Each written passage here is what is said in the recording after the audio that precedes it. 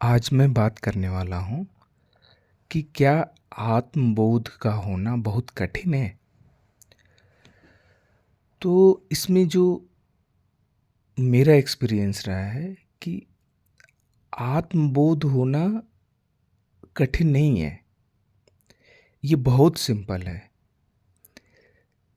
लेकिन जो आत्म है, जिसके बोध की हम बात करते हैं, कि जो हमारा सच्चा खुद खुद है, जिसको हम खुद बोलते हैं, वो उसका ज्ञान होना को आत्मबोध बोलते हैं। तो जो हमारा सच्चा सेल्फ है, उसका बोध होना, उसकी पहचान होना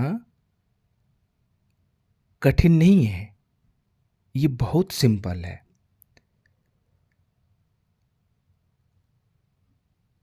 और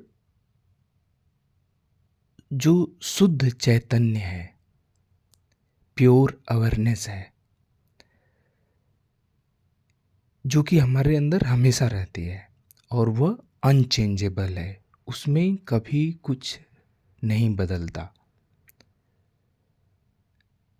उसी की पहचान हो जाना, उसका अनुभव होना, उस पे हमारा ध्यान जाना, और फिर ये पहचान हो जाना कि यही हमारा सच्चा खुद है, यही आत्मबोध है। जो हमारा जो इग्नोरेंस होता है खुद का, हम अपने आप को व्यक्ति समझते हैं। तो अगर हम जब डीपली इसको एग्जामिन करते हैं कि व्यक्ति है क्या, जिस व्यक्ति में हम जीते हैं, जिसको हम खुद समझते हैं, जिसको कहा जाता है कि ये खुद का इग्नोरेंस, सेल्फ इग्नोरेंस है, जो मैं व्यक्ति, ये एक सेल्फ इग्नोरेंस है। तो जब हम मैं व्यक्ति को डीपली एग्जामिन करते हैं, तो इसमें हम पाते हैं कि एक इसमें पहचान छुपी हुई है, इसमें सेल्फ की इमेज छुपी हुई है। सेल्फ इमेज होती है, व्यक्ति में सेल्फ की इमेज है और पहचान है, तरह तरह की पहचानें इकट्ठी हैं, और मेमोरीज है पास्ट एक्सपीरियंसेस की। ये सारा कुछ मिला करके एक एक साइकोलॉजिकल कंस्ट्रक्ट है मैं व्यक्ति, और उससे हमारा अटैचमेंट होता है और हम उसको व्यक्ति के रूप में अपने आप को आइडेंटिफाई करते हैं और उसमें हम जीते हैं। तो जो शुद्ध चैतन्य है, शुद्ध चैतन्य अभी में होता है, और ये इसकी कोई पहचान नहीं है, कोई आकार नहीं है। शुद्ध चैतन्य किसी मेमोरी में नहीं है, मेमोरी इसमें मेमोरी जाती है। और तो मैं व्यक्ति से मैं शुद्ध चैतन्य का बोध, ये आत्मबोध है। ये बिल्कुल एक सिंपल सा एक्सप्लेनेशन है। तो इसका बोध होना दुरूह नहीं है, कठिन नहीं है, क्योंकि चैतन्य का हमेशा हमारे अंदर है। अगर हम थोड़ा सा ठहरें और थोड़ा डीपली एग्जामिन करें, तो इसकी पहचान हमें जल्दी हो सकती है। कठिन ये है कि इसमें श्रद्धा होना, पैदा होना, दिस इज इम्पॉर्टेंट। क्योंकि शुद्ध चैतन्य आमतौर पे जो आत्मबोध के बारे में दो तरह की धारणाएं हैं, जिसको मैं इस कन्वर्सेशन के माध्यम से डिसमेंटल करना चाहता हूँ। पहला, कि आत्मबोध कोई बहुत ही दुरूह चीज़ है, जो कि बहुत दुर्लभ है और अ, ये सबको उपलब्ध नहीं हो सकता और बहुत कठिन तपस्या पे होता है। इस तरह की धारणा है, जो कि बिल्कुल गलत धारणा है। दूसरा जो इसके बारे में धारणा है जो कि गलत है कि आत्मबोध मतलब कि कोई बहुत मिस्टिकल चीज़ आपके अंदर, कोई बहुत पावर आ जाएगी और कुछ आप बहुत अलग हो जाएंगे और आप बहुत ख़ास हो जाएंगे। ये एक जो धारणा है कि आत्मबोध कोई बहुत बड़ी उपलब्धि है, तो ये एक गलत धारणा है। और इस गलत धारणा की वजह से आपका ज श्रद्धा नहीं उसमें उत्पन्न होती है, क्योंकि आप जो व्यक्ति हैं, उम्मीद करके आते हैं कि वो व्यक्ति जो कि अभी आपको कम महसूस हो रहा है, वो कुछ बड़ा, कुछ अच्छा हो जाए उसमें। आप ये उम्मीद करके आते हैं, आत्मबोध को अगर देखते हैं। जबकि ये व्यक्ति के लेवल का है ही नहीं है, ये एक अलग डायमेंशन का है। जो शुद्ध चैतन्य है, वो मेंटल डायमेंशन का है ही नहीं है। जैसे जैसे विचार है, तो विचार शरीर के डायमेंशन का नहीं है, विचार का एक अलग डायमेंशन, विचार, भावना, एटीट्यूड, ये जो सारी चीज़ें हैं, ये फिजिकल डायमेंशन नहीं है, शरीर का नहीं है, ये एक अलग डायमेंशन की चीज़ है, ये मेंटल डायमेंशन की चीज़ें हैं। उसी तरह जो चैतन्य है, वो मेंटल डायमेंशन की चीज़ नहीं है।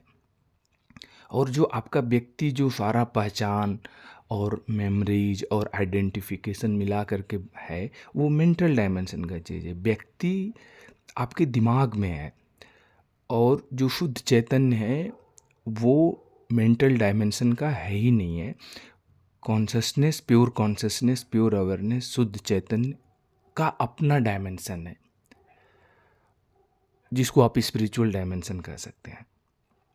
तो ये व्यक्ति को बड़ा नहीं होता, व्यक्ति को लेट गो हो गया, सब कुछ ड्रॉप हो गया।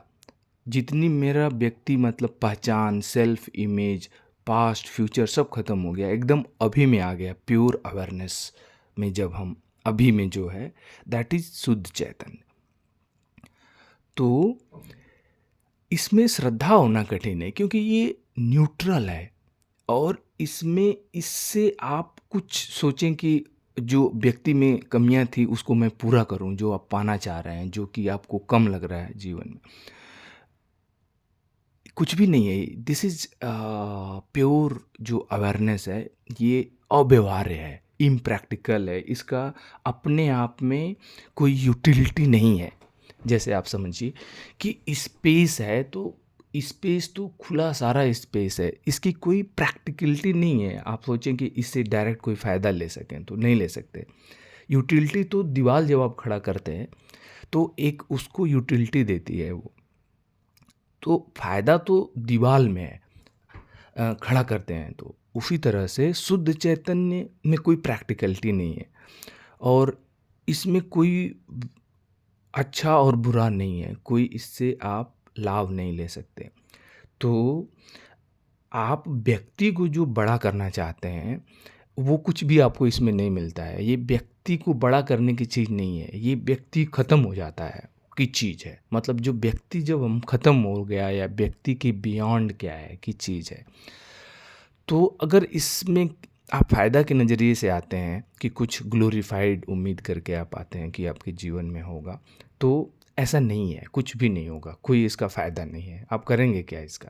आप इसको एक और एग्जांपल से समझिए कि बिजली, बिजली सोर्स है, बिजली पावर है, लेकिन उसका अपने आप में कोई उपयोग नहीं है। जैसे मोटर जब लगता है तो वो उसको एक प्रैक्टिकलिटी देता है, उसका यूजफुलनेस लाता है उसमें। तो मोटर लगेगा तब भी बिजली हवा देगी, मोटर लगेगा तभी बिजली कुछ गर्म करेगा, मतलब इंस्ट्रूमेंट लगेगा तब इंस्ट्रूमेंट जो है बिजली को, जैसा इंस्ट्रूमेंट लगेगा वैसे यूटिलिटी देगा।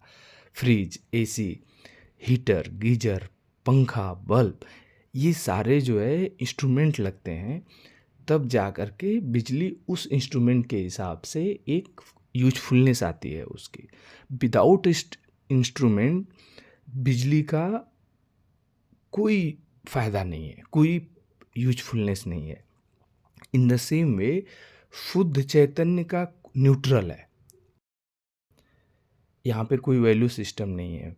अच्छा, इसमें ना तो कुछ बदलता है, ना तो बढ़ता है, ना तो घटता है। आप जैसे समझिए कि ये इम्प्रैक्टिकल है, ये इसमें कोई यूज़फुलनेस नहीं है, कोई प्रैक्टिकलिटी नहीं है, कोई कॉन्टेक्स्ट नहीं है। जितनी चीज़ें हम अपने दिमाग से जो चीज़ उम्मीद करते हैं या खोजते हैं, सो जब इसका कोई फ़ायदा ही नहीं है, तब आपका श्रद्धा मतलब आप वो चीज़ बनना क्यों चाहेंगे?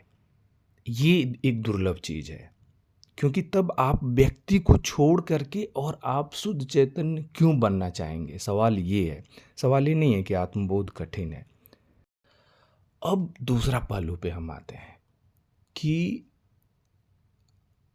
जो ग्लोरीफाइड है कि आत्मबोध हो जाने से आपने देखा होगा कि जिस व्यक्ति को आत्मबोध होता है उसका जीवन कुछ अलग तो हो ही जाता है, एक नेक्स्ट लेवल पे हो जाता है। लेकिन वो तुरंत की चीज़ नहीं है कि अभी आपको रिकॉग्निशन हुआ और अभी कुछ आपका जीवन में कुछ ऐसा हो गया, ऐसा कुछ नहीं है। That takes a long time. उसमें क्या होता है मैं आपको बताता हूँ कि अभी जो आपका लोकस ऑफ सेल्फ है, जो जीवन पूरा आपका मैनिफेस्ट हो रहा है, वो एक व्यक्ति से हो रहा है। व्यक्ति जो एक कहानी में बंधा हुआ है, उसका एक पास्ट है, एक कहानी है।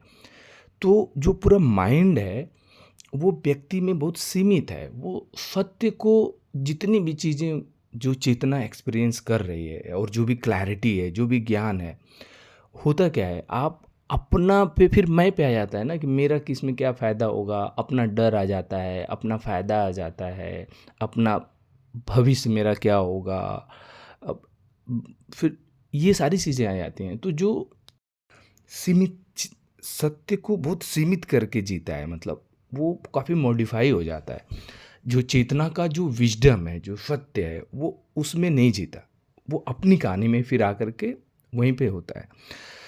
तो जो भी आपकी माइंड की जो पावर है, आप समझ जाइए कि आप मैं को जो समझते हैं, जो व्यक्ति है, वो सारा का सारा उसके इर्द-गिर्द घूम रहा है। वो जो ट्रू विज़डम है, जो देख रहा है, जो रियलिटी है, जो सत्य है, वो काफ़ी कंप्रोमाइज़्ड हो जाता है और अपने फ़ायदे और अपने डर, 2 चीज़ों के अनुसार वो बहुत लिमिट हो कर के और आपका जीवन चल रहा है। और व्यक्ति जो है वो एक बहुत ही एक सीमित नैरो कर देता है, जो हमारे माइंड की जो ट्रू पावर है वो उसको एक बहुत छोटा मतलब कर दिया, आप समझ जाइए। बहुत छोटा नज़रिया हो जाता है हमारा जीवन को जो जीते हैं, वो बहुत सिमट करके जीते हैं, बहुत ही सिमट करके जीते हैं। जो हमारा सत्य है, जो हमारा ट्रू इसेंस है। तो अब क्या होता है कि जब आपको शुद्ध चैतन्य का बोध हो जाता है और उसमें आपकी श्रद्धा हो गई, तो जो आपका मैं व्यक्ति है वो लेट गो हो जाता है, वो डिसमेंटल हो गया और आप अभी में मतलब रहने लगे। तो शुद्ध चैतन्य में न्यूट्रल है वो, तो वहाँ पे कुछ डर नहीं है, क्योंकि शुद्ध चैतन्य में कभी कुछ बढ़ता घटता नहीं है, तो कोई और लालच नहीं है। वो शुद्ध चैतन्य जो है सत्य है, शुद्ध सत्य है। और जो सेल्फ सफिशिएंट है, उसको किसी की अप्रूवल की ज़रूरत नहीं है, वो अनकंडीशनल उसका एग्जिस्टेंस है। अनकंडीशनल का मतलब कि वो किसी कंडीशन में बंधा नहीं है।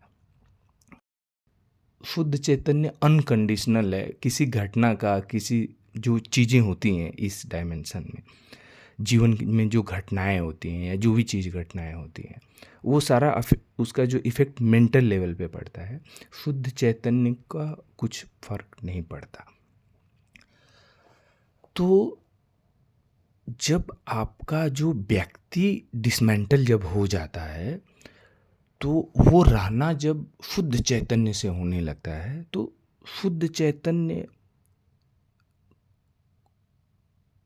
से फिर जो आपकी माइंड की ट्रू पावर है, वो पहले व्यक्ति ने जो बहुत सीमित कर रखा था उसको,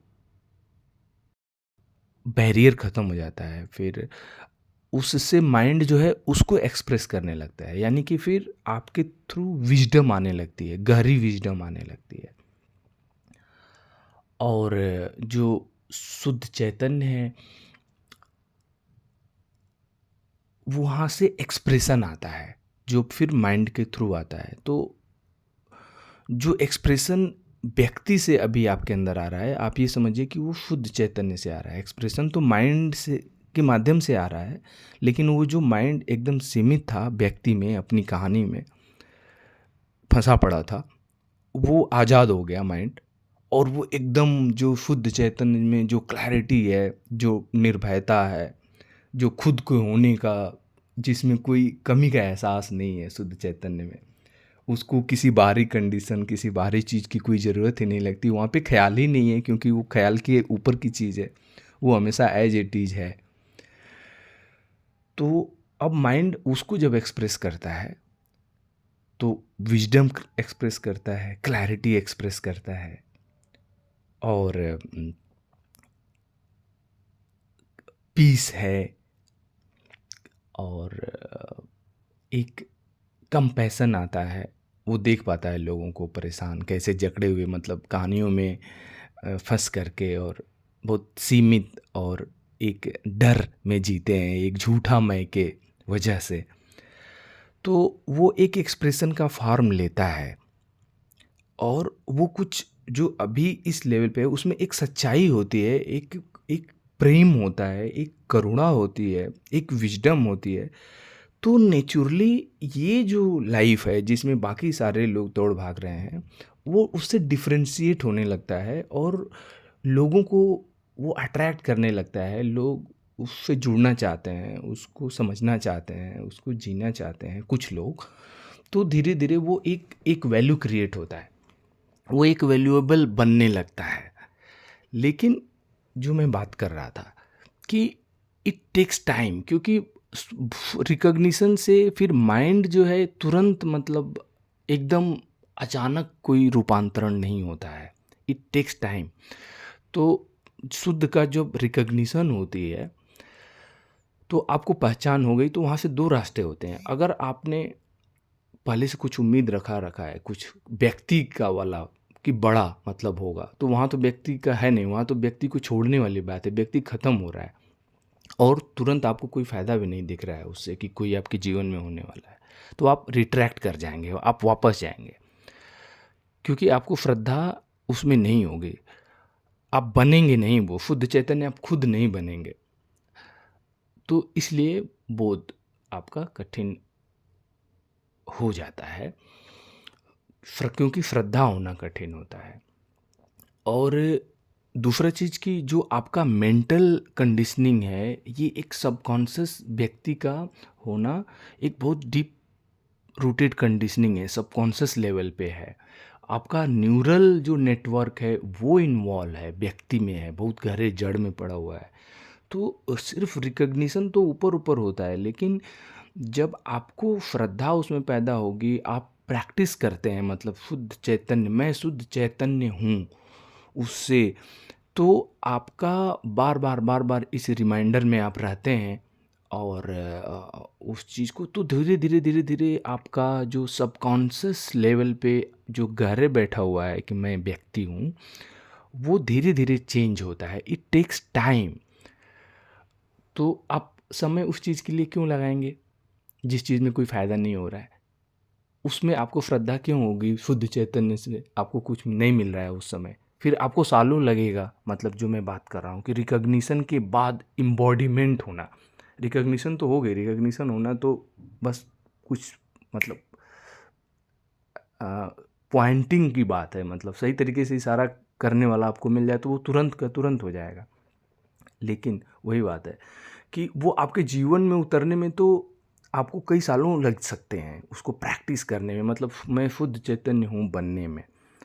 और जिससे कि एम्बॉडीमेंट, मतलब आपका पूरा पूरा सबकॉन्शियस जो प्रोग्रामिंग होगी, मैं व्यक्ति हूँ से मैं शुद्ध चैतन्य हूँ, तो ये एक बहुत दुर्लभ चीज़ है। मुझे इस चीज़ में बहुत आश्चर्य है, बहुत क्यूरियोसिटी होती है कि उस व्यक्ति में मुझे इंटरेस्ट होता है कि वो आखिर क्या चीज़ है उसके अंदर कि जो वो व्यक्ति को छोड़ करके और ऐसी चीज़ में क्यों जा रहा है, क्यों जाना चाहता है, जहाँ से उसको इमीडिएटली कोई फ़ायदा नहीं मिलने वाला है।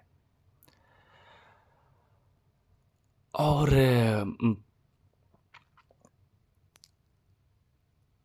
अगर आप में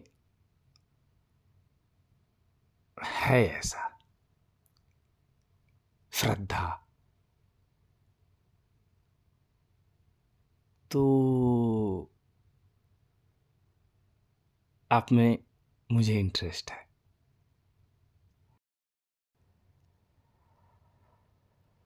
तो आज के लिए बस इतना ही।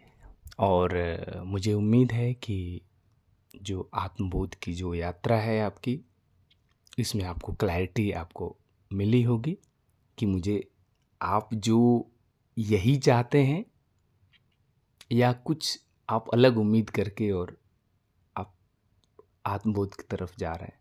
तो आपको ये क्लैरिटी मिल गई होगी कि आप मुझे मेरे काम की चीज़ है कि नहीं, मतलब मैं जो ढूँढ रहा हूँ आत्मबोध में वही चीज़ है कि नहीं है।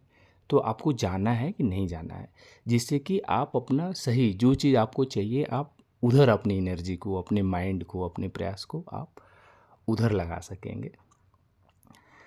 तो आज के लिए बस इतना ही, फिर मिलेंगे किसी अगले एपिसोड के साथ। Thank you, bye bye.